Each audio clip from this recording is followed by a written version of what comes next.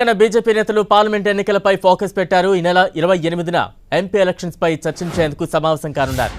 ఇందులో కేంద్ర మంత్రి అమిత్ షా పాల్గొనున్నారు. పార్లమెంట్ ఎన్నికల సన్నద్ధతపై ప్రధానంగా చర్చించనున్నారు. ఇప్పటికే ఇబ్రహీంపట్నంలో బీజేపీ నేతలు ఏర్పాట్లు చేస్తున్నారు. కావలసిన సమాచారం సేకరించాలని పార్లమెంట్ ఇన్ఛార్జీలకు ఆదేశాలు జారీ చేశారు. ఈ సమావేశానికి తరుణ్ చుగ్, సునీల్ బన్సల్ హాజరవుతారని తెలుస్తోంది. రైట్, ఇదే అంశానికి సంబంధించి తాజా అప్డేట్స్ అందించేందుకు మా ప్రతినిధి అజయ్ లైవ్ లో సిద్ధంగా ఉన్నారు. అజయ్, బీజేపీ నేతలు పార్లమెంట్ ఎన్నికలపైన దృష్టి సారించారు. దీనిపైన కార్యాచరణ రూపొందించేందుకు ఈ నెల 20వ తేదీన ఒక కీ మీటింగ్ను వాళ్ళు అరేంజ్ చేసుకున్నారు. ఈ సమావేశానికి కేంద్ర హోంశాఖ మంత్రి అమిత్ షా రానున్నట్టుగా కొంత సమాచారం అయితే అందుతుంది. అయితే అమిత్ షా రాని పక్షంలో బీజేపీ జాతీయ అధ్యక్షుడు జేపీ నడ్డా వచ్చే అవకాశాలు ఉన్నట్టుగా అయితే తెలుస్తుంది. దాదాపుగా అమిత్ షానే ఈ సమావేశానికి వచ్చే అవకాశాలు ఉన్నట్టుగా అయితే బీజేపీ నేతలు అయితే చెప్తున్నారు. అయితే ఈ సమావేశానికి వచ్చేసి మండల స్థాయి ఆ పై బాధ్యులు ఎవరైతే ఉన్నారో, జిల్లా అధ్యక్షులు కావచ్చు, జిల్లా కార్యదర్శులు కావచ్చు, జిల్లా కమిటీలకు సంబంధించినటువంటి వ్యక్తులైతేనేమి, అదేవిధంగా పార్లమెంటరీ ఇన్ఛార్జులు, అసెంబ్లీ ఇన్ఛార్జులు, అసెంబ్లీలకు పోటీ చేసినటువంటి అభ్యర్థులు, అదేవిధంగా పార్లమెంటుకు పోటీ చేసే అభ్యర్థులు లేదా పోటీ చేయాలనుకుంటున్నటువంటి అభ్యర్థులందరూ కూడా ఈ సమావేశానికి హాజరు కానున్నారు. పార్లమెంట్ ఎన్నికల్లో ఎలా వెళ్ళాలి, సంస్థాగత నిర్మాణం ఏ మేరకు ఉంది, బూత్ కమిటీలకు సంబంధించినటువంటి పటిష్టత అయితేనేమి, అదేవిధంగా శక్తి కేంద్రాల నిర్మాణం సంబంధించినటువంటి అంశాలపైన ఈ కార్యక్రమంలో సమీక్ష చేయనున్నారు.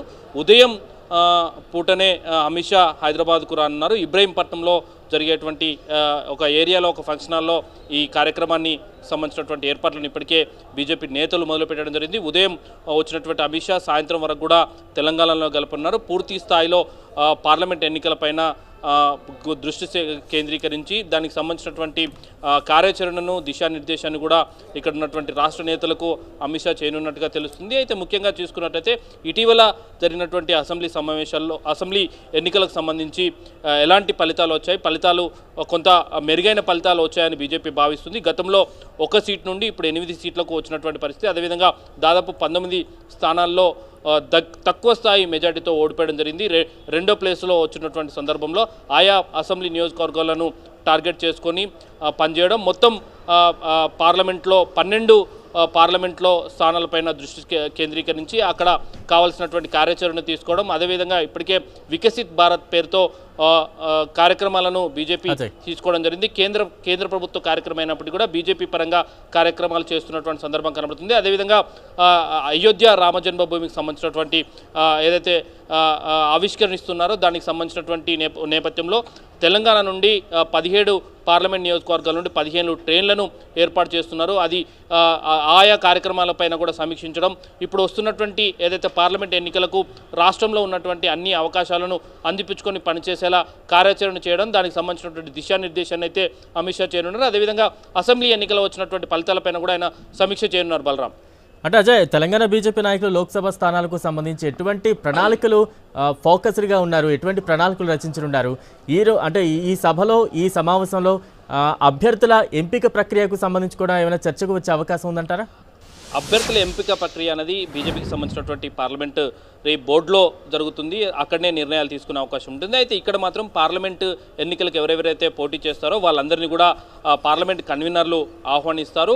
ఒక నియోజకవర్గం నుండి 3-4 పోటీ పడుతున్నప్పుడు కూడా ఆ 3-4 కూడా ఆహ్వానించడం, వాళ్ళకు సంబంధించినటువంటి రివ్యూస్ తీసుకోవడం, ఏ విధంగా ప్రజల్లోకి వెళ్తే బాగుంటుంది అన్న దానిపైన రివ్యూస్ తీసుకోవడం, ఆ తర్వాత బీజేపీ జాతీయ నాయకత్వం ఇచ్చినటువంటి కార్యాచరణను వాళ్ళకు దిశానిర్దేశం చేయడం కూడా జరుగుతుంది.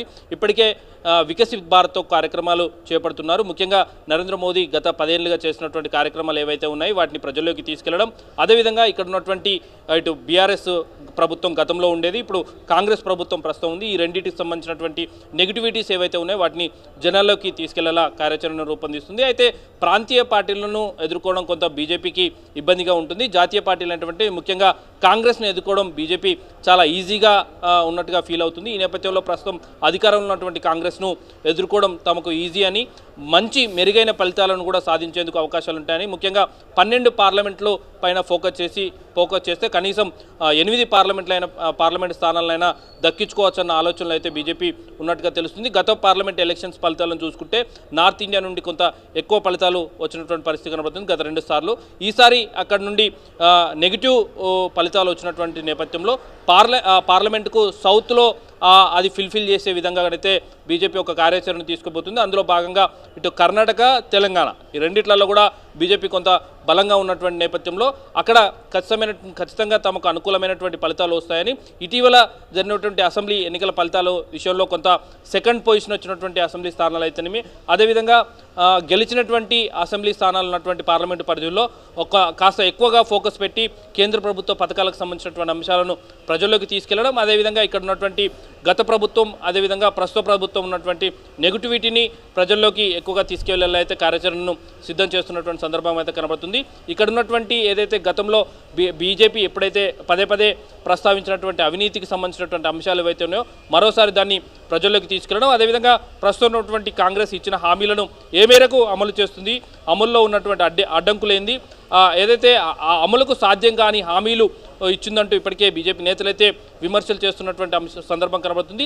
ఈ 2 అంశాలను ప్రజల్లోకి ఎక్కువగా తీసుకెళ్లడం, ఇటు కాంగ్రెస్ బీఆర్ఎస్ 2 పార్టీలు ఒకటే అనే తరహాలో ఎక్స్పోజ్ చేసే విధంగానైతే కార్యాచరణ సిద్ధం చేసుకున్నటువంటి పరిస్థితి కనబడుతుంది. Balram. Right, thank you Ajay.